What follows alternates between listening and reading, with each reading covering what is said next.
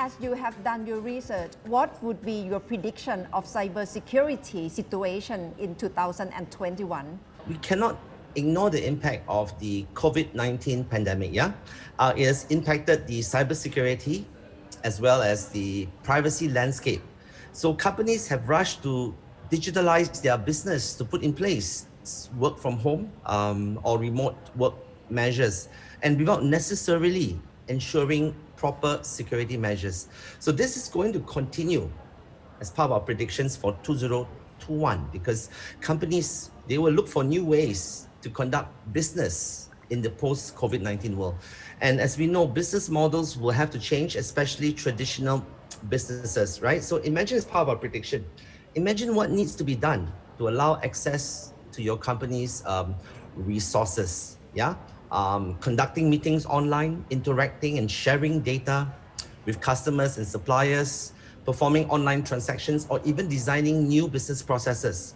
For some of these companies, this could happen without the proper IT infrastructure and the right expertise in place. So these are the companies that are particularly vulnerable to cyber attacks, the usual hacking, ransomware, identity theft, and data leakage. But here's the point that I like to highlight. There is also a need for organizations to do contact tracing of infected individuals and also monitor their staff remotely. Because many companies might have excessive or privacy intrusive surveillance measures to ensure staff perform their job duties. So we can expect this to happen in 2021 as we continue the COVID-19, because a lot of companies will fight for their business survival to generate sales.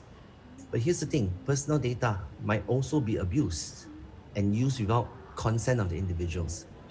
If I can explain part of the prediction now, in the context of Thailand, there is now not only a cybersecurity law that governs key infrastructure service providers, but also a data protection law that includes rules that govern how you collect, use, store, and disclose personal data.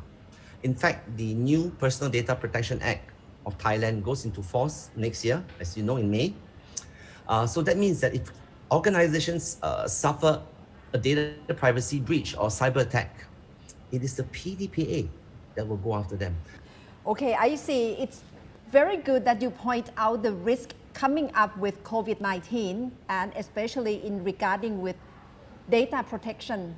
And what should be the beginning of the infrastructure restructuring of various corporations, public sector, private sector?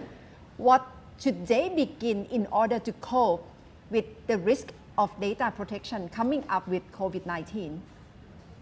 So as you said, there are now two types of threats, security and privacy threats.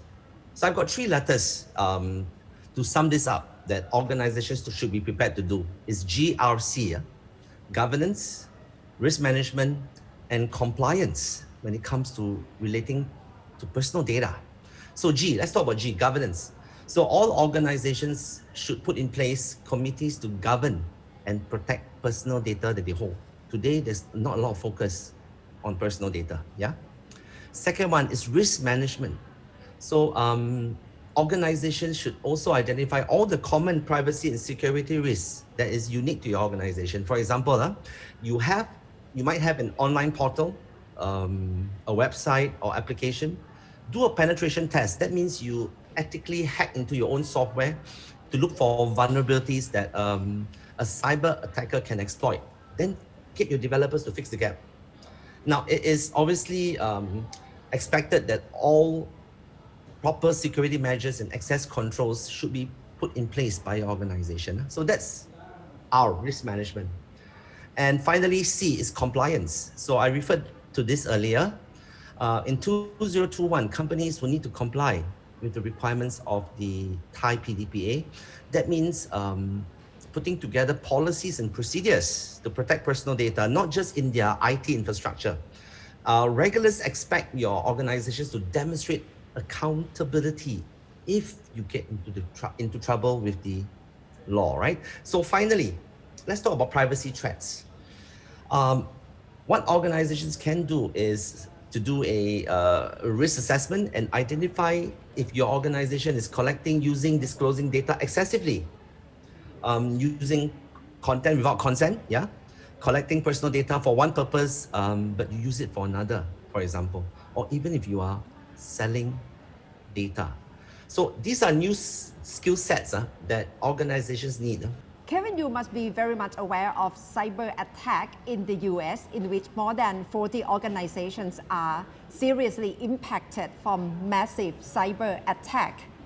So what can we learn? How can ASEAN countries learn from this vulnerability of cyber attack at massive scale?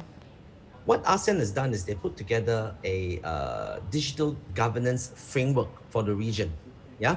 Now, here's the important thing. By end of next year, we will expect to see that all the founding members of ASEAN will have a data protection law in place.